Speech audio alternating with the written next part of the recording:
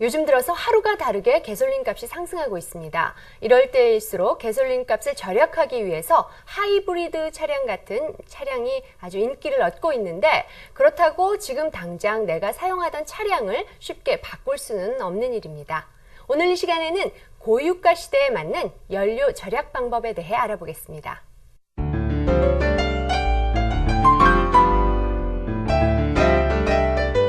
직접 창안하신 이 자동차 연료 절약 방법을 좀 쉽게 설명하신다면 어떨까요? 자동차의 연료를 절약한다는 것은 기존 자동차의 연료 공급에 대한 문제점을 먼저 아는 사람만이 가능하다고 봅니다. 현재 사용되고 있는 연료 공급에 문제가 없다면 어떻게 연료를 절약할 수 있겠습니까? 기존 자동차에는 충분히 연료를 절약시킬 수 있을 만큼 값비싼 연료를 잘못 사용하고 있는 부분들이 많습니다. 결론부터 말하자면 현재 연료 공급 방식은 자동으로 조절되지 않는 압력 조절기에 공급되고 있지만, 이제 저희 회사에서 개발한 자동 조절 장치를 이용해 연료를 공급하면 연료 낭비를 미리 막아 약 20% 정도의 적지 않은 연료를 절약할 수가 있습니다. 그렇다면 연료를 어느 정도나 절감할 수 있는지요? 기존의 자동차 연료 공급은 자동차를 만든 제작사가 일방적으로 적용한 것입니다. 그러나 자동차를 운전하는 운전자들 입장에서 본다면 운전하는 습관이나 사용 용도가 각각 다른데도 불구하고 제작사가 설정한 일방적인 연료 공급을 받아들임으로써 연료 낭비를 피할 수가 없습니다. 이제 연료 공급을 운전자의 운전 습관이나 용도에 알맞게 자동 조절해서 사용한다면 약 20% 정도에 해당되는 연료를 거뜬히 절약할 수가 있습니다. 자동차 생산 과정에서 연료 공급 시스템은 어떻게 구성이 됩니까? 연료를 압송하는 펌프를 이용해 펌프의 힘에 해당되는 만큼 많은 연료를 엔진으로 공급합니다. 이렇게 보내진 많은 연료는 엔진에 설치된 압력 조절기라는 장치에 의해 엔진으로 공급되는 연료와 연료 탱크로 되돌려 보내는 연료로 나누어지게 됩니다. 이때 엔진으로 공급되는 연료를 운전자의 운전 습관이나 사용 용도에 따라 적합하게 공급하는 것이 아니라 주행 조건을 무시한 채 주행 중 사용되는 연료만큼 항상 동일한 압력의 연료를 보충하게 하고 나머지 연료를 연료 탱크로 되돌려 보냄으로써 연료가 낭비될 수밖에 없는 연료 공급을 하고 있는 문제가 있습니다. 인젝터의 오픈 시기와 연료 공급 시스템은 전혀 무관한 것인가요? 맞습니다. 많은 운전자들이 입과 입을 통해 잘못 전해 듣고 그것이 사실인 양 알고 있는 잘못된 산식들이 있습니다. 자동차에는 ECU라는 전자제어 장치가 있는데, 마치 ECU라는 전자제어 장치에 의해 연료 공급이 자동 조절되고 있는 것처럼 잘못 알고 있습니다. 연료 공급은 연료 공급 시스템이 하는 것이지 ECU가 컨트롤하는 것이 아닙니다. ECU는 인젝터가 열리고 닫히는 시기와 점화 시기만을 컨트롤하는 장치에 불과합니다. 연료를 절감한다는 것은 결국 얼마나 연료를 효율적으로 사용하느냐 하는 것일 텐데요. 대단히 중요한 말씀입니다. 운전자의 운전 습관이나 주행 조건 등이 충분히 고려되어 그러한 조건에 알맞는 연료가 공급이 되어야만 합니다. 그러나 기존의 연료 공급 방식은 이러한 상황을 고려하지 않고 자동차를 제작한 제작사에 의해 일방적으로 적용한 시스템을 그대로 사용함으로써 대부분의 운전자들이 자동차를 사용하는 조건과 일치하지 않아 연료 낭비를 피할 수가 없고, 이로 인한 배출가스 또한 국제사회가 걱정을 해야 하는 문제로 남아있는 것입니다. 운전 습관과 연료 절약은 얼마나 관계가 있을까요? 사실상 연료 공급이 자동 조절되어 공급이 된다면 운전자의 운전 습관이나 주행 여건에는 관심을 둘 하등의 이유가 없는 것입니다.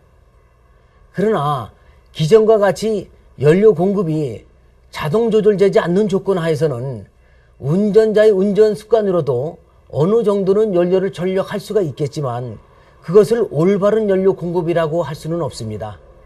자동차 메이커가 제작한 엔진과 연료 공급 시스템은 100% 믿을 수가 있습니까? 그렇지 않습니다. 국제사회가 자동차 배출가스로 인한 환경 파괴로 골머리를 앓고 있습니다. 환경 파괴 주범이 자동차에서 사용되는 연료를 제대로 사용하지 못하는 낭비하는 데에서 비롯되기 때문입니다.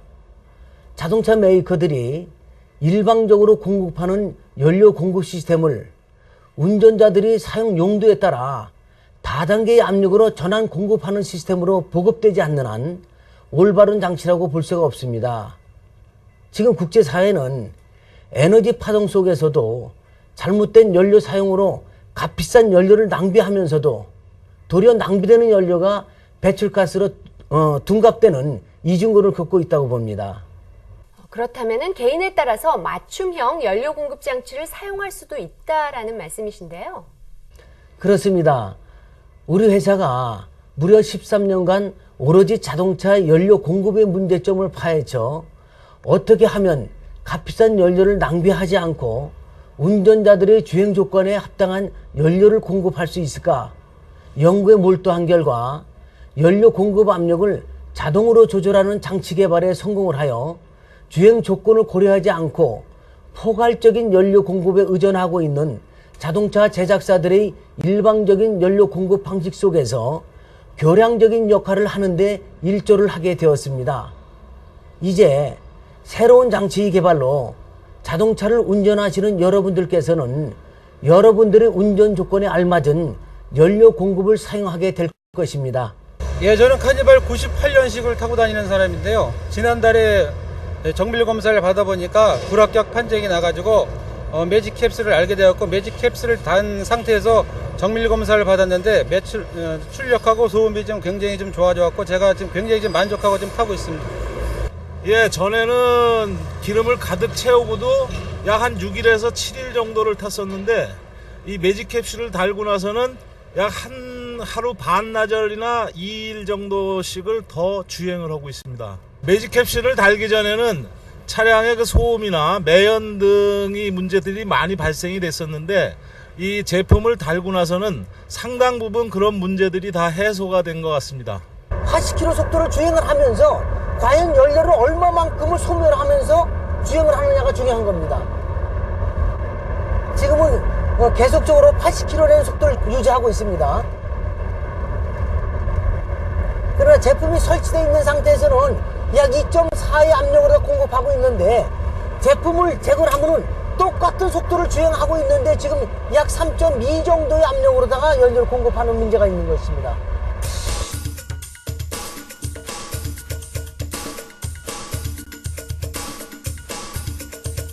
이 엄청난 고유가 시대에 연료 절감을 위한 맞춤형 연료 공급 장치를 적극적으로 보급하려면 어떤 방법이 있을까요?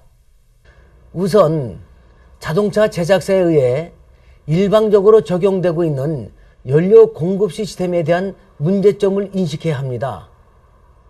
통상적으로 우리가 알고 있던 상식들이 잘못되었었구나라고 인식을 할 때 비로소 연료 공급 압력을 자동으로 조절하는 장치의 중요성을 알게 될 것입니다. 연료 압력 자동 조절 장치만이 여러분들께서 지금 사용하고 있는 값비싼 연료 낭비를 막아줄 것입니다. 자동차 연료 공급에 대한 잘못된 인식을 전환시켜야만 합니다. 미국을 방문한 이후도 연료 공급에 대한 잘못된 인식을 전환시키기 위해서 왔고, 미국뿐만이 아니고 전 세계에서 자동차를 운전하는 운전자들이 지금 현재 사용하고 있는 자동차들 연료 공급이 원만히 공급되고 있다라고 착각하는 부분들을 바로 잡아야만 합니다.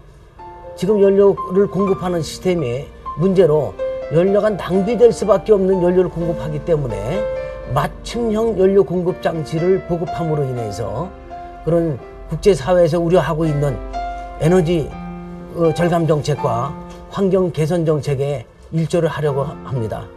고유가 시대에 개인적으로 좋은 습관이 들면은 연료를 절감할 수 있는 방법들이 있습니다. 첫 번째로 자동차에서 불필요한 짐들을 꺼내 놓는 것만으로도 많은 양의 연료를 절약할 수가 있다고 합니다. 그리고 또 한 가지, 이제 더워서 에어컨들 많이 사용하실 텐데요. 에어컨을 사용하실 때에는 처음에 가장 세게 틀어서 차 안 전체를 차갑게 한 후에 줄이는 것이 연료를 더욱더 절약한다고 합니다. 여러분 안녕히 계십시오.